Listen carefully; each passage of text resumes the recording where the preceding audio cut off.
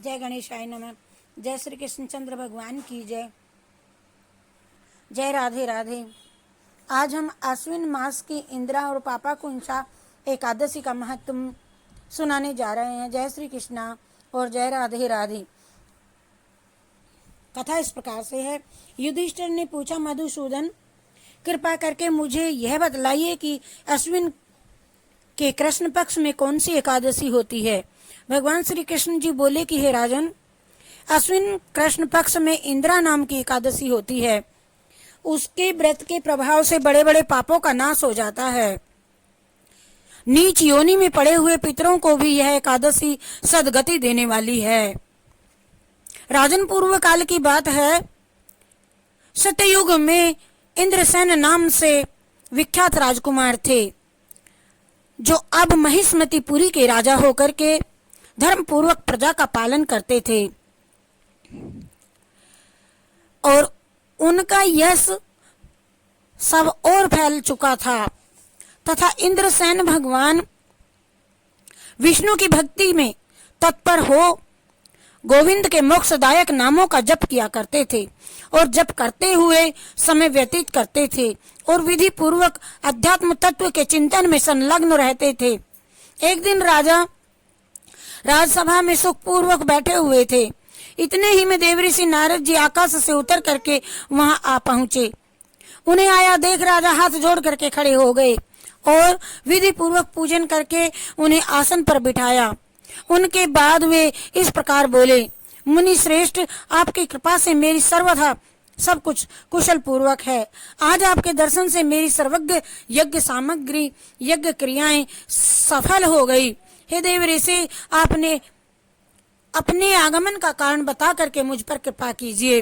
नारद जी ने कहा, है नृपश्रेष्ठ, सुनो, मेरी बात तुम्हें आश्चर्य में डालने वाली है।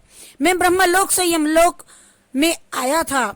वहां एक श्रेष्ठ आसन पर बैठा और यमराज ने मेरी भक्ति पूर्वक पूजा की। उस समय यमराज की सभा में मैंने तुम्हारे पिता को भी देखा था। वे अपने व्रत भंग के दोष से वहां आए थे। राजन, उन्होंने तुमसे कहने के लिए एक मुझे संदेश दिया है, उसको आप सुनो। उन्होंने कहा, है बेटा, मुझे इंदिरा के व्रत का पुण्य दे करके स्वर्ग में भेज दो। उनका ये संदेश लेकर के मैं तुम्हारे पास में आया हूँ। राजन, अपने पिता को स्वर्ग लोक की प्राप्ति कराने के लिए इंदिरा का व्रत करो। इंदिरा एकादशी, पापा कुंसा। राजा ने पूछा, भगवान कृपा करके इंदिरा का व्रत बतलाइए, किस प्रकार से होता है और किस पक्ष में, किस तिथि को और किस विधि से यह उनका व्रत करना चाहिए।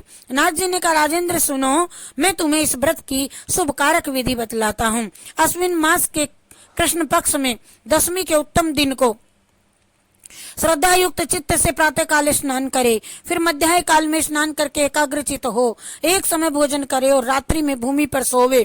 रात्रि के अंत में निर्मल प्रभात होने पर एकादशी के दिन दातून करके मुंह धोवे। उसके बाद भक्ति भाव से निम्नांकित मंत्र पढ़ते हुए उपवास का नियम ग्रहण करे। अद्य स्थित्वा निराहारा सर्वभोग विवर्जिता, स्वम भोग से पुंडरीकाक्ष शरणम ये भवाच्युता। कमल नयन भगवान नारायण, आज मैं सब भोगों से अलग हो निराहार रह करके कल भोजन करूंगा। अच्युत, आप मुझे शरण देवें। इस प्रकार नियम करके मध्याह्न काल में पितरों की प्रसन्नता के लिए शालिग्राम शिला के सम्मुख विधि पूर्वक श्राद्ध करे तथा दक्षिणा से ब्राह्मण का सत्कार करके उन्हीं को भोजन करावे और पितरों को दिए हुए अन्न में पिंड को सूंघ करके विद्वान पुरुष गाय को खिला देवे।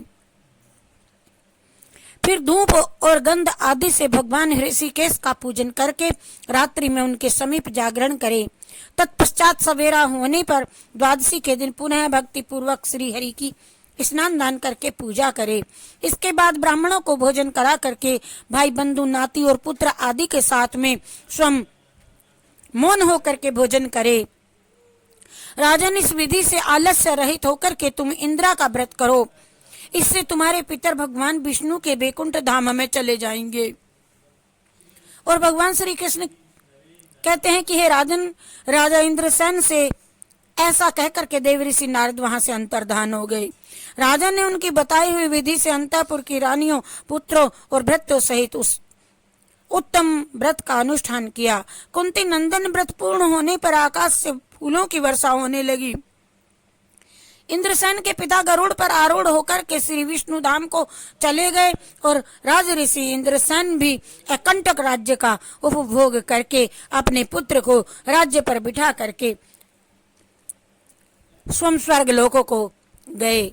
इस प्रकार मैंने तुम्हारे सामने इंदिरा व्रत के महत्व का वर्णन किया और इसको पढ़ने और सुनने से मनुष्य सब पापों से मुक्त हो जाता है। बोलो जय श्री कृष्ण चंद्र भगवान की जय, विष्णु भगवान की जय। ये इंदिरा व्रत की अश्विन मास के